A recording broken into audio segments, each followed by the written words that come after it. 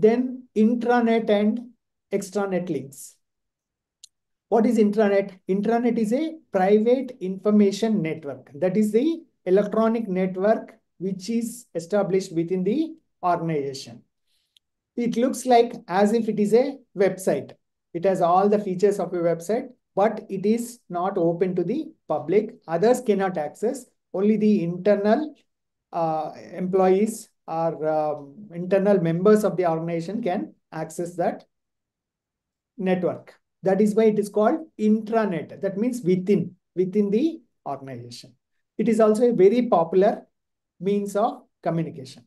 When I was working in BSNL, we have, in those days, early 2000s, we had developed intranet platform for communicating instantly. Earlier, it all used to take place through only formal communication, like they used to put type the memos, orders, letters, all these they used to type and transmit through postal department. So then once the internet has become popular, what they have done, apart from the website for the people, consumers and external world, they have created one intranet wherein all the essential communication from the corporate office down to lower level offices like state, district, and even at the lower level, they are able to see the communication from the higher authorities directly. So that kind of information there that used to come, it is very popular. For example, even in our textbook, it is given that IBM has introduced that method, and about 50,000 people have exchanged information, which was very useful. It ranged from how to retain employees to how to improve the services, like that. So it is very popular. That is intranet. And coming to extranet, extranet is similar version of intranet, but it will have limited information, and it is linked to other parties like suppliers, customers, or other strategic allies or business partners. Yeah, somebody wanted to ask something? Okay. So next is video conferencing. This is a very popular method of communication, very popular channel where there is distance and cost involved in conducting physical meetings. Only in very urgent circumstances, then we used to call physical meetings. Otherwise, video conferencing is a very popular method. Like these days, instead of video conferencing, all these webinars and workspaces have come in the various platforms like Google, Microsoft, and Zoom. Zoom has become very popular. So it is an interactive meeting platform. It enables meeting of people, of thousands of people. Thousands of people can be brought together from different locations. All of them will be able to see, talk, hear others. That is the beauty of this video conferencing. Actually, old video conferencing equipment, it is not so versatile. It is not so rich in its capability. But now these virtual video conferencing mechanism like Zoom or Google Meet or Microsoft Meet, it is very versatile and it can accommodate lot many people, and it has got a lot of features. Even with addition of artificial intelligence, even more, they are becoming even more useful. Then the last one is very important, like knowledge management. Knowledge management, what is knowledge management? It is a process whereby organizations are able to organize, store, and distribute collective wisdom of its employees. So during the course of working, several employees and within the organization, they are able to discover new things, discover new information, new ways of doing things, faster ways of doing things. All this kind of information is collected by the organization and kept at one place, which is accessible to all the employees. So the goal is to provide the right information to the right people at the right time. This will help the organization deal with things and processes in an effective manner, cost cutting. It will give some competitive advantages also. So they are all like intellectual assets of the organization, because whoever are their employees, they are having all this information. If that is not captured and kept at one place, it can be lost, because the employees may leave the organization. Some unfortunate things like death may happen, or accidents may happen for which they have to leave. So that way the information is lost. But if organizations are capable, and in fact they should be very capable, and they should be able to take up this knowledge management, they should collect and store and distribute this information, so that there is reduction of redundancy in keeping the information at one place. They can keep the information which can be accessed by anybody from anywhere. This also increases the efficiency in communication, efficiency of the organization. Then what are the functions of internal communication and external communication? Through this internal external communication, the organization is able to interact with layers, that is network, and also conduct business in an effective manner, be it internal or external.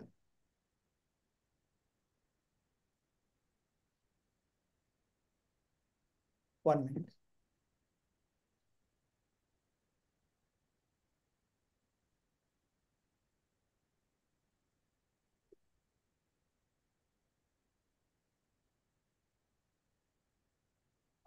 Now I think I have got the permission. Now I am sharing. Yeah.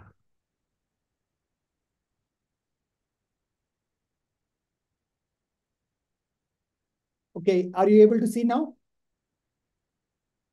Yes, Yes, sir. Yes, sir. Okay. Yes, sir. Thank you. Okay. Right. Next. When we are talking about communication, it is both, can be formal or informal communication. Formal communication is what the communication that is sent by the organization from top to bottom, or from bottom to top. That is, either it can be vertical or lateral or whatever. So that is an official communication which is happening within the official chain of command within the hierarchy of the organization. So it happens within the prescribed channels of the organization. It is established, this kind of communication is established and sanctioned by the management.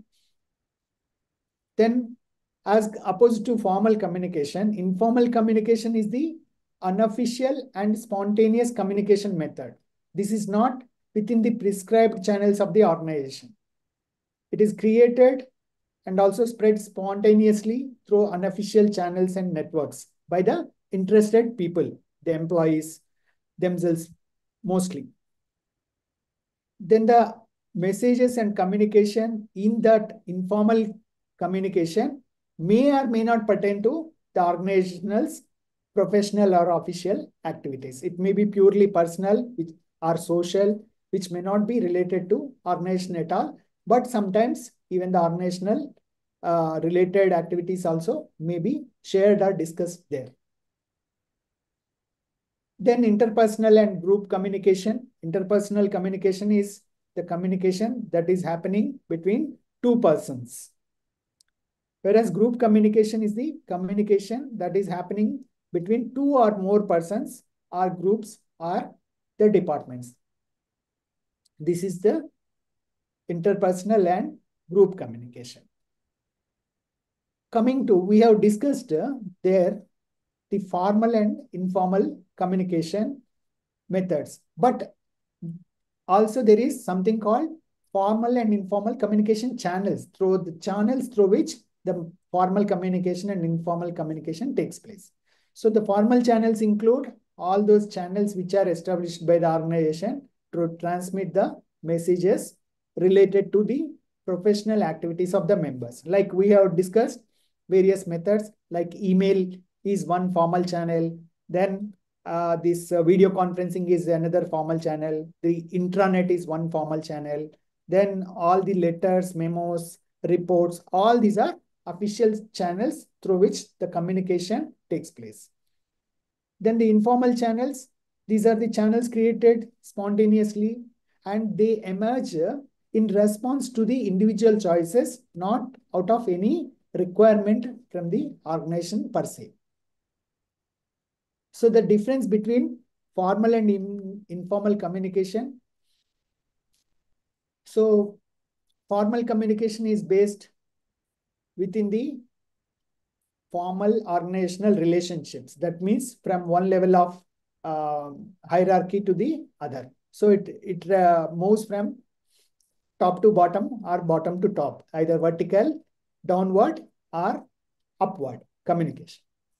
Then in informal communication, it is purely based on individual relationships and social interactions arising out of them. Whenever there is social interaction, the informal communication also takes place. The channels of communication are very well prescribed in formal communication.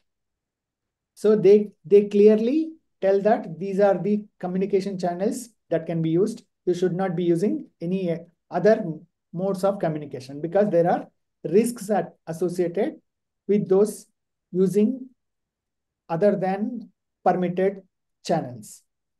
But when it comes to informal channels, so there is no prescribed channel. So it depends on the individual choice. So it can happen over telephone, it can happen over WhatsApp, or even in social networking site like that. Then in formal communication, there is huge amount of formalization, like how it is to be structured, how it is to be communicated, how it is to be received, how it is to be decoded. All that will be structured. Whereas in informal communication, no such rules are there. In formal communication, there are very less chances of message distortion and there is high reliability because it is taken through the official channel and whoever is sending the message is carefully crafting the message for effective transmission and understanding. But whereas in informal communication, there can be very high scope for distortion. And the message itself may not be authentic or reliable, but still people are using out of certain situations. I'll come to that.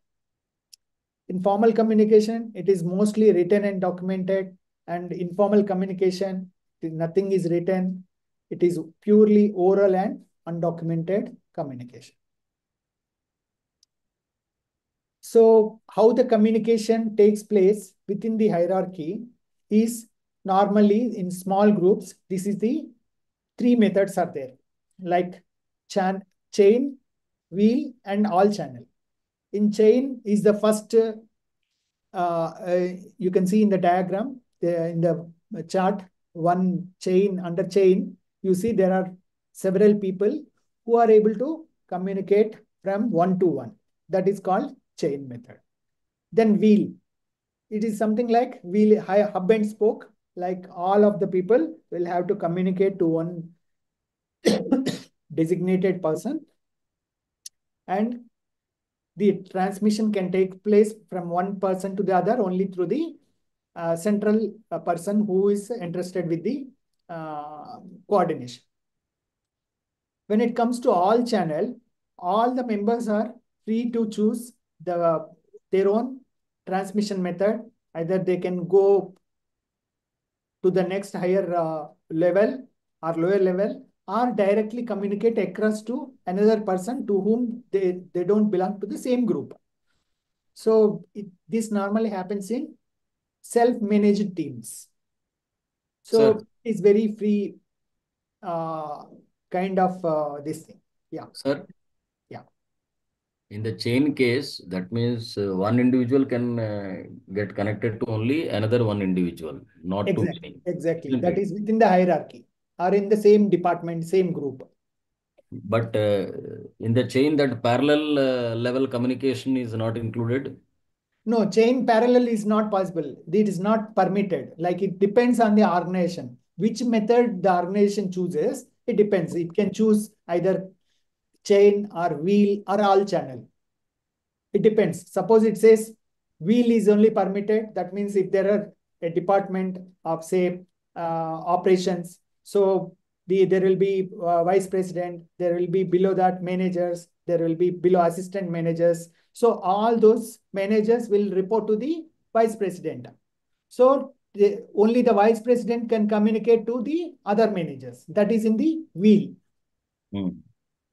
like that. Okay. So in the chain, it is a very formal and rigid chain of command. They will have to strictly follow the organizational chart. They can only communicate, and they cannot communicate outside their formal structure of the hierarchy. He can only transfer the information to the next person, either below or above him. Now, that kind of chain kind of example, is it there now?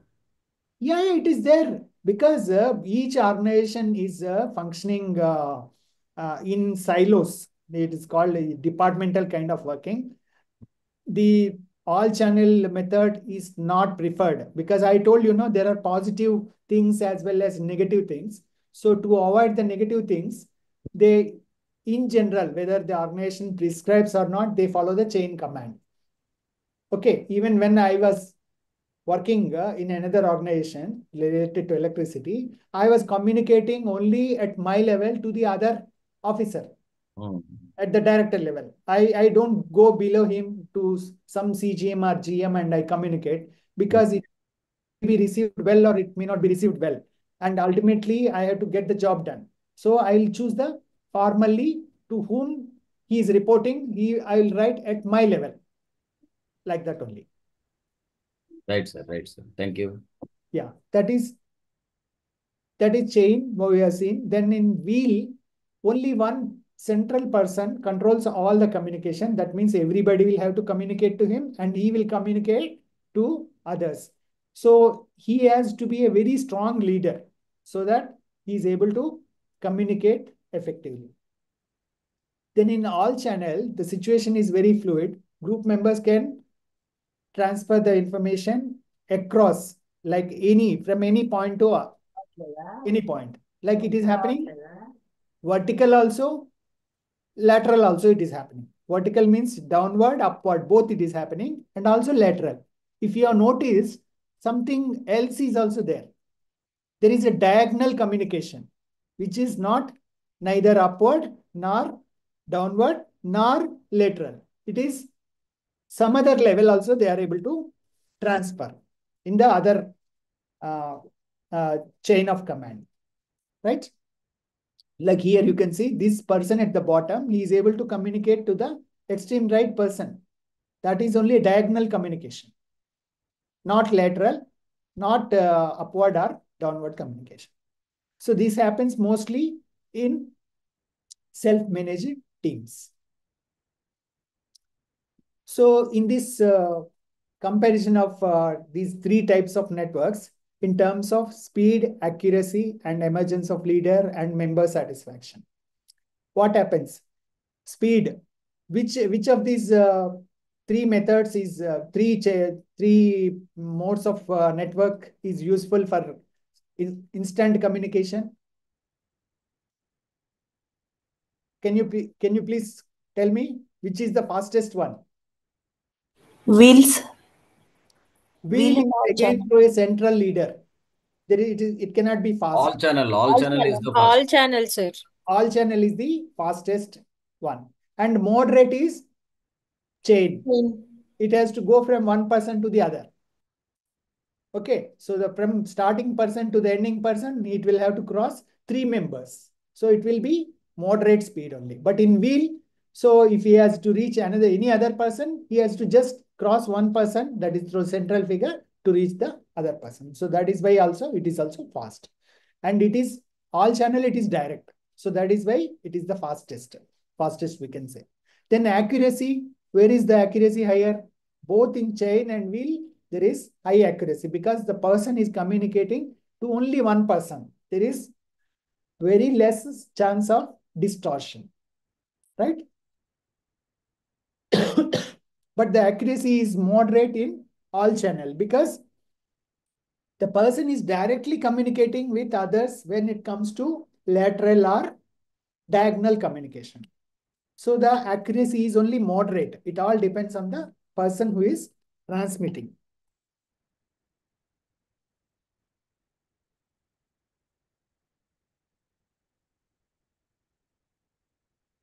Third point, like where there can be a scope for emerging a leader from among the members of this small group.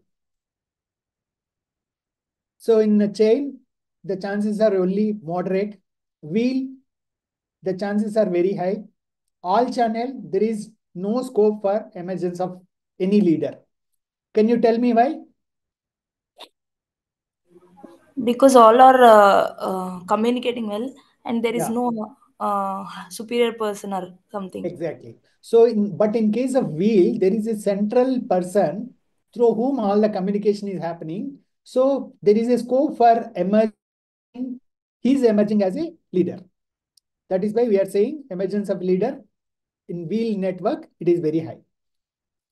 Then as regards the member satisfaction, that is whoever is communicating, he will have to get satisfaction that his message has been received well, understood well. So that refers to member satisfaction. So where will the member satisfaction be high and where it will be low?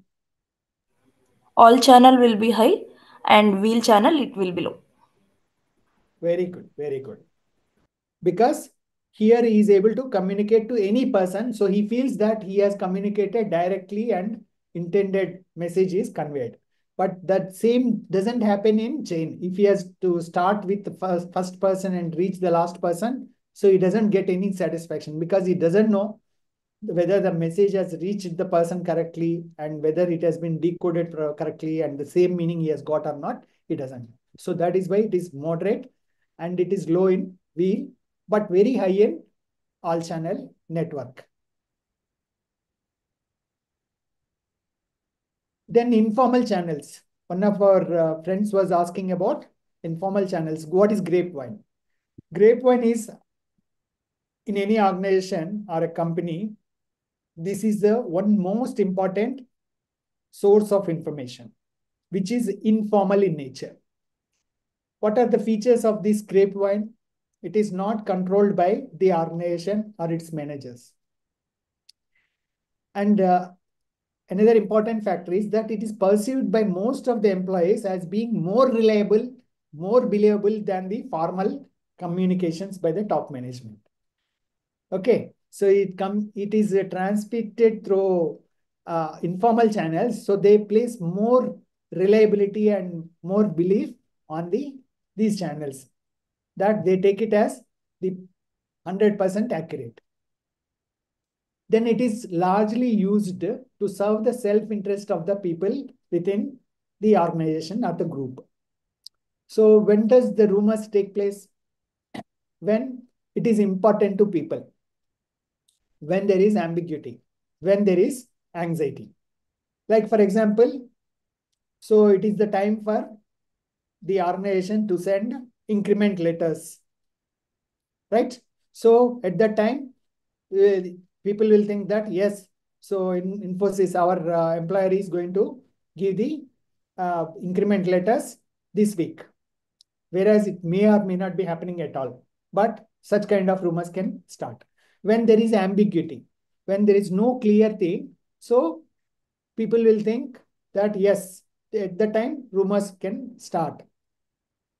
Then anxiety. Suppose there is cost cutting measures being implemented by the organization. So they think that some employees may be laid off. So at that time, rumors may start that company has started laying off people. There is so many people being checked off. Like that, it can happen. So rumors are based on the self-interest of the people who are within the organization.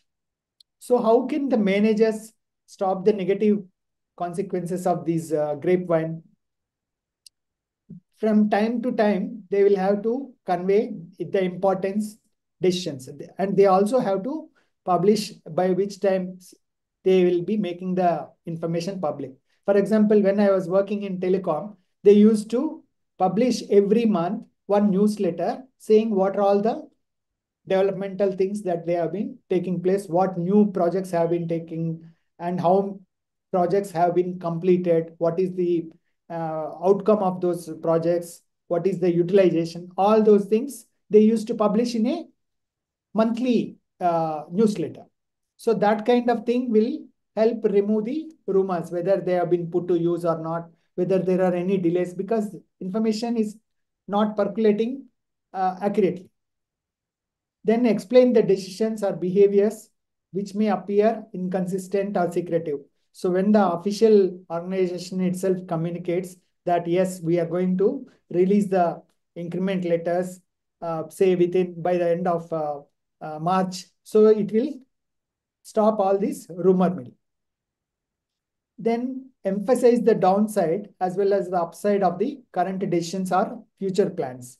Suppose they are going to give increments or they are going to not give higher level of increment this year. So it is better that they explain why they are taking the action, what they are taking, so that there is no confusion or ambiguity to the employees. Then openly discuss the worst case possibilities so that the anxiety is not there in the employees. Then coming to the last part, what are communication barriers? A barrier is anything that is keeping us away from performing certain tasks and achieving our goals. That is a barrier. It stops us from doing what we are expected to do, what we are expected to do effectively.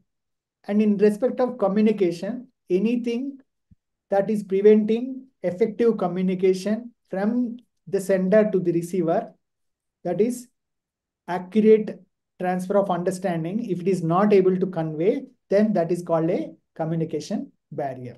So what are the communication barriers in general? It can happen physical barriers, cultural barriers, then language barriers, emotional barriers, gender-related barriers, organizational, perceptual. Then within the elements of the communication, what are they? Related to the sender, related to the receiver, or related to the situation. So the communication barriers are some 8 to 10 points are given. Let us understand one by one briefly. What is filtering? Filtering is when a sender manipulates the information so that whatever the information he is presenting, he is seeing it, the other person is seeing it favorably. Suppose a person is going to his boss and giving the information. The boss is asking, how are the people working? So though the work progress is not there, not very good, there are several issues. The person says, yes, sir, we are progressing very well. We'll be able to achieve the target. So what is he trying to do? He wants to tell the boss what the boss wants to hear. So he is filtering the information. That is while he is going upward communication. Then if it is on the downward communication, what can happen when he meets the boss and comes back and tells his group members or these subordinates, he can say that, boss, when actually he has praised the working of the people, after reporting that this person has reported that, yes, we are doing and completed the job, he has appreciated, but this person comes back and says, the boss is not very happy. He has told us to double up our efforts and prepone the completion of the project. Like that, filtering can take place. It can happen at the sender's level or even at the receiver's level also it can happen. Basically, it is sender's manipulation. The person who is transmitting the message is filtering the information. Then selective perception. The receivers are selectively seeing or hearing the information from their own frame of reference. That means they have a preconceived notion about a certain thing and they are seeing whatever the communication that is coming in that context only, they are interpreting that information. Then another normal thing that can happen is information overload. it is the number of messages that are coming, the orders are coming, it's beyond the individual's processing capability. That's why I gave an example of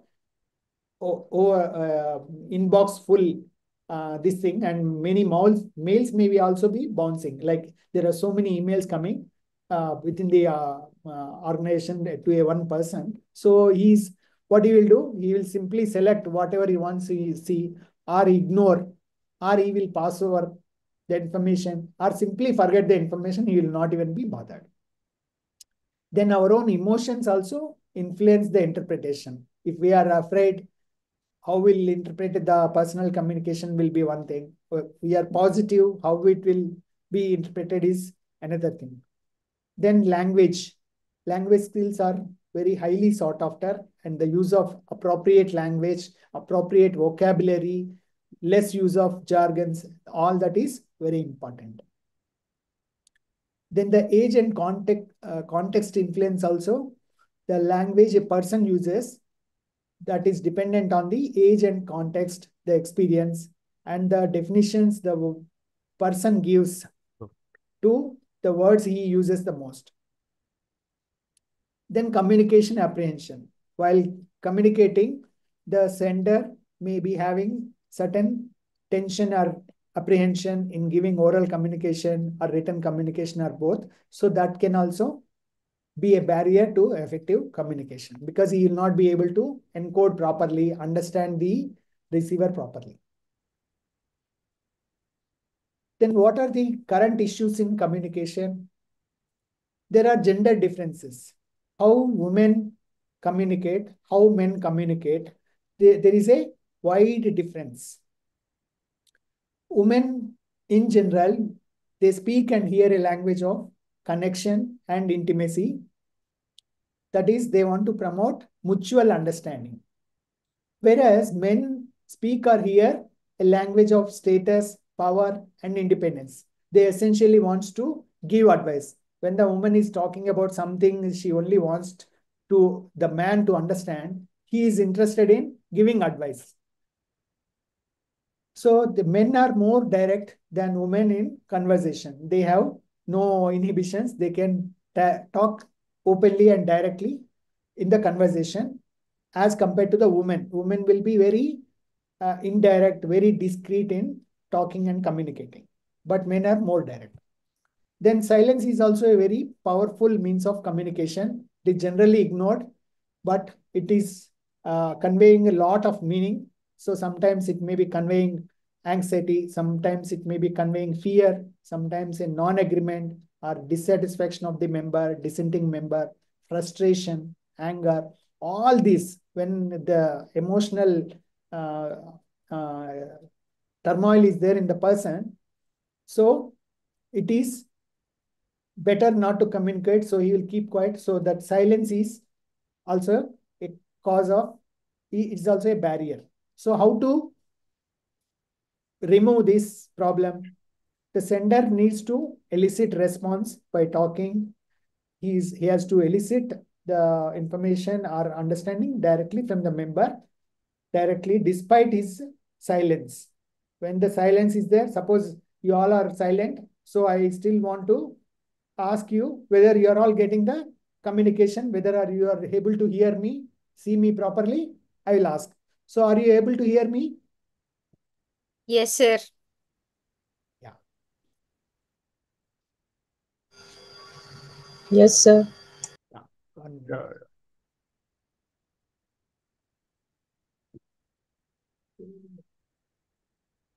Yeah. So next. Silence, Professor Garu. Sir. When wife and husband are in quarrel, silence is the best method. Silence is? Best method to resolve the issue. Yeah, yeah. Or it automatically gets resolved over a period of time. We don't know whether it will get resolved or not. Generally, it does. And particularly in, when the unions are discussing with management, sometimes strategic silence. Yeah, management will always be strategically silent. Yeah, they will that is neither deny it, they will neither accept it. So they will maintain a strategic silence to It get the helps. things, let the things pass on their own. But as you said, silence is maunam ardhangikaram. The other fellow may take a management as accepted. Correct. As long as the sender's That's it. intentions are good and there is no harm, he can Right. take it as good. He can Yes. take it as understood. But Yes, sir.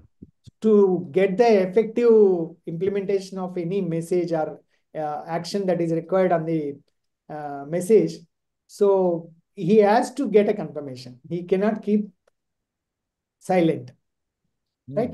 So Yes. there are cross-cultural communication issues. This you can just go through this slide.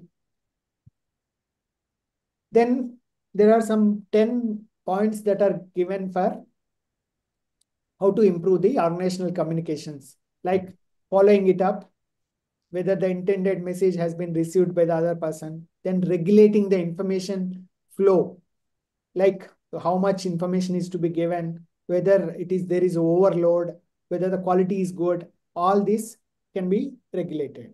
Then utilizing the feedback, taking feedback from the receiver of the message is important to ensure effective communication. Then developing empathy. The sender has to keep the receiver and his status, mental status, intellectual status, his emotional status, his stress level, anxiety level, all these he has to keep in mind and draft the communication carefully and choose the appropriate medium. Then in communication, sometimes you will also have to repeat your core ideas frequently when especially the communication is very large, very huge, and there is very technical in nature.